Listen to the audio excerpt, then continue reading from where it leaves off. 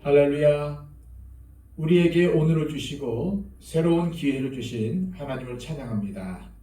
하나님께서 주신 오늘 하나님과 동행하며 하나님께서 기뻐하시는 열매를 맺는 귀한 하루가 되시기를 축복합니다.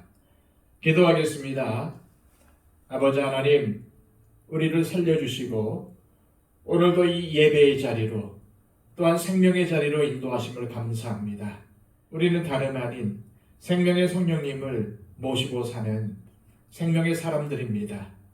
하나님, 오늘도 우리의 삶을 살아갈 때에 죽을 일을 하는 것이 아니라 생명에 속한 일을 할 수 있도록 인도하여 주시고, 오늘도 하나님께서 우리에게 주신 이 복된 하루 하나님께 영광 돌리며 살아갈 수 있도록 우리를 붙잡아 주시옵소서.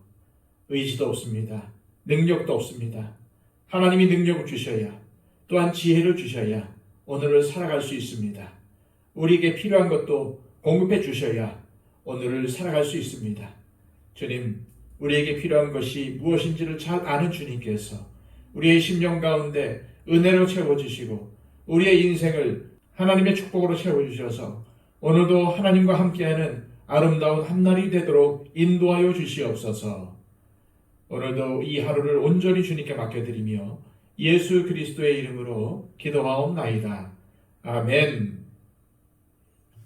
함께 찬송가 429장 찬양 드립니다.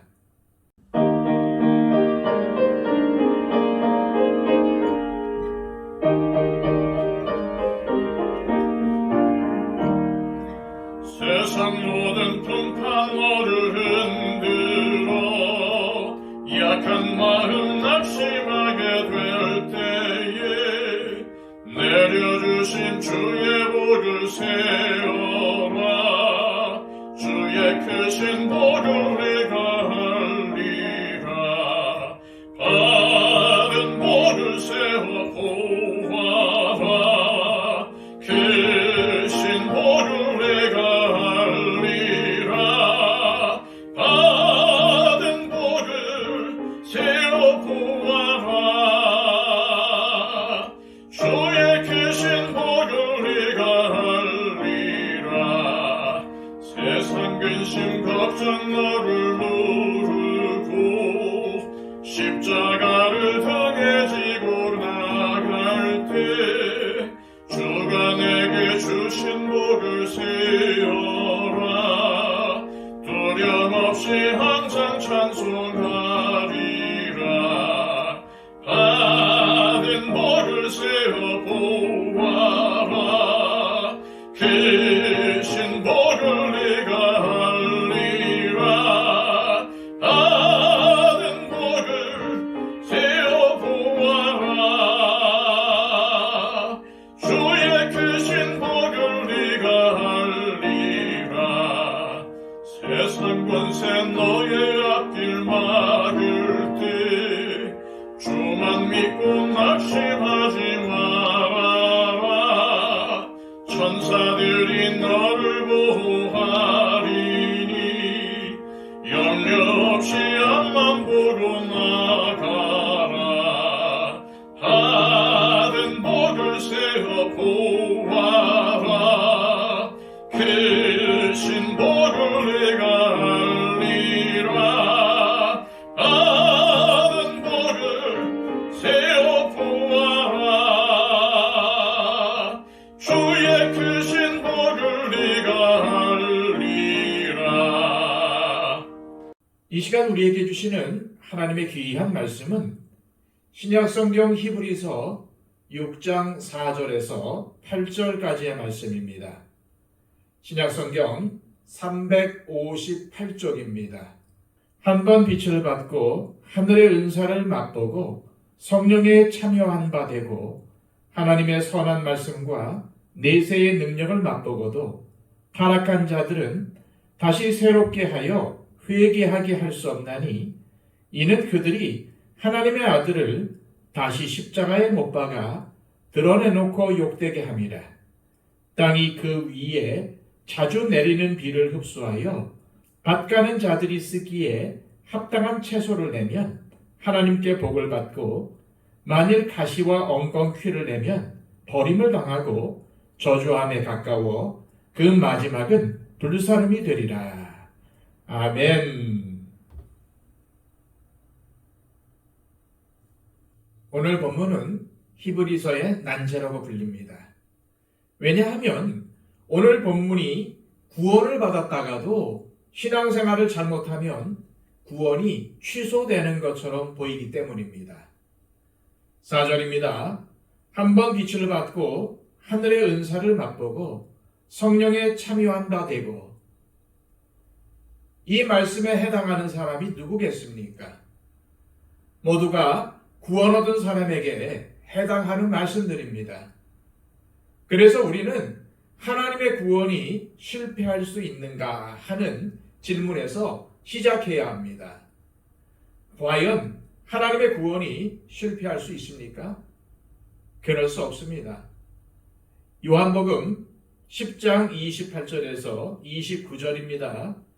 내가 그들에게 영생을 주노니 영원히 멸망하지 아니할 것이요 또 그들을 내 손에서 빼앗을 자가 없느니라. 그들을 주신 내 아버지는 만물보다 크심에 아무도 아버지의 손에서 빼앗을 수 없느니라. 이것이 무슨 뜻입니까? 하나님께서 구원을 주신 자들을 빼앗을 자도 간섭할 자도 없다는 뜻입니다. 왜 그렇습니까? 하나님은 만유보다 크신 분이시기 때문입니다. 따라서 그 누구도 하나님 아버지의 손에서 빼앗을 수 없습니다. 다시 말해서 하나님의 구원은 실패할 수가 없다는 말입니다. 그런데 우리는 내가 그들에게 영생을 주노니 라는 말씀에 주목해야 합니다. 다시 말해서 하나님께서 우리에게 영생을 주시는 것은 우리의 선행이나 업적이나 반응과는 상관없이 하나님의 일방적인 권리라는 말씀입니다. 그렇습니다. 우리가 원해서, 우리가 선택해서 구원받은 것이 아닙니다. 하나님께서 우리를 구원하시기로 작정하시고 부르신 것입니다. 그러므로 우리 스스로가 영생을 선택하고 결정할 수가 없다는 말입니다. 그런데 하나님은 최후의 심판 때 알곡과 가라지를 골라내시겠다고 말씀하십니다. 그때까지는 어느 누구도 하나님의 구원에 대해 무엇이라고 말할 수 없습니다. 그렇다면 알곡과 가라지를 골라낼 때 누가 가라지가 될까요? 최후의 심판 때 알곡과 가라지를 골라내시겠다는 말씀의 의미는 최후의 심판 전까지는 교회 안에 알곡과 가라지가 함께 자라고 있다는 사실을 말씀하고 있는 것입니다. 주님은 가라지를 뽑기를 원하는 종들에게 가라지를 뽑다가 알곡도 뽑힐 수 있으니 추수 때까지 그냥 두라고 하십니다. 이처럼 심판이 아직 이루어지지 않고 있다는 것은 자비하신 주님께서 우리에게 회개하고 돌이킬 수 있는 시간을 주신다는 의미입니다. 우리가 잘 알다시피 가룟 유다는 예수님의 제자가 되어 예수님과 3년을 동고동락했습니다. 그는 능력을 받아 전도하기도 했습니다. 그는 모든 기적의 현장에 함께 했습니다. 그는 예수 그리스도께서 전파하시는 모든 말씀을 들었습니다. 그는 하나님의 능력을 맛보았습니다. 경험했습니다. 그러나 주님을 배반했습니다. 주님은 마지막 순간까지 가룟 유다에게 회개할 기회를 주셨습니다. 그러나 그는 끝까지 회개하지 않았습니다. 주님이 십자가에 달리신 후에 가룟 유다는 참을 수 없는 고통과 자괴감으로 스스로 목숨을 끊었으나 회개하고 돌이키지는 않았습니다. 이런 사실을 기억하며 본문을 보겠습니다. 5절, 6절입니다. 하나님의 선한 말씀과 내세의 능력을 맛보고도 타락한 자들은 다시 새롭게 하여 회개하게 할 수 없나니 이는 그들이 하나님의 아들을 다시 십자가에 못 박아 드러내놓고 욕되게 함이라. 한번 빛을 받고 하늘의 은사를 맛보고 성령에 참여한 바 되고 하나님의 선한 말씀과 내세의 능력을 맛보는 것은 가룟 유다도 경험했던 것이었습니다. 제가 아는 어떤 사람은 교회에 출석하자마자 방언을 받았습니다. 그러나 그 후 몇 개월이 지나지 않아 그는 다시 불신자로 돌아섰습니다. 그렇다면 그가 받은 방언이 그의 구원의 증거가 될 수 있습니까? 그럴 수 없습니다. 가룟 유다나 이 사람처럼 진실한 믿음이 없어도 말씀의 능력과 성령의 은사를 경험할 수 있다는 말입니다. 그런데 6절에는 하나님의 아들을 다시 십자가에 못 박아 드러내놓고 욕되게 한다는 표현이 나옵니다. 그리고 이 표현은 앞에 다시 회개하게 할 수 없다는 말씀에 걸려 있습니다. 이 6절의 말씀은 다시 타락한 사람들은 회개할 수 없다는 말이 아니라는 것입니다. 회개는 누구에게나 열려져 있습니다. 다시 타락한 사람들도 얼마든지 회개할 수 있다는 말입니다. 그러나 가룟 유다과에 속하는 사람들은 절대 회개하지 않습니다. 따라서 회개할 수 없다는 말의 뜻은 가룟 유다처럼 스스로가 회개를 거절했다는 것입니다. 회개를 거절하는 사람을 어떻게 회개하게 할 수 있겠습니까? 사실 이 말씀에 숨겨진 의미는 하나님의 큰 구원을 등한히 여기고 믿음으로부터 흘러 떠내려가는 유대 그리스도인들에게 그렇게 하나님의 큰 구원의 은혜를 경험했음에도 유대교로 세상으로 돌아가려는 것은 다시 타락하는 것과 같은 선택이라는 것입니다. 그리고 그런 행동들은 예수 그리스도를 다시 십자가에 못 박아 욕보이는 행동이라는 것입니다. 그러니 그러한 행동을 중단하고 예수님을 바라보며 자신을 예수님께 붙들어 매라고 말씀하고 있는 것입니다. 계속해서 7절과 8절을 보겠습니다. 땅이 그 위에 자주 내리는 비를 흡수하여 밭가는 자들이 쓰기에 합당한 채소를 내면 하나님께 복을 받고 만일 가시와 엉겅퀴를 내면 버림을 당하고 저주함에 가까워 그 마지막은 불사름이 되리라. 땅이 자주 내리는 비를 흡수했으면 거기서 뭐가 나와야 합니까? 새싹이 나와야 합니다.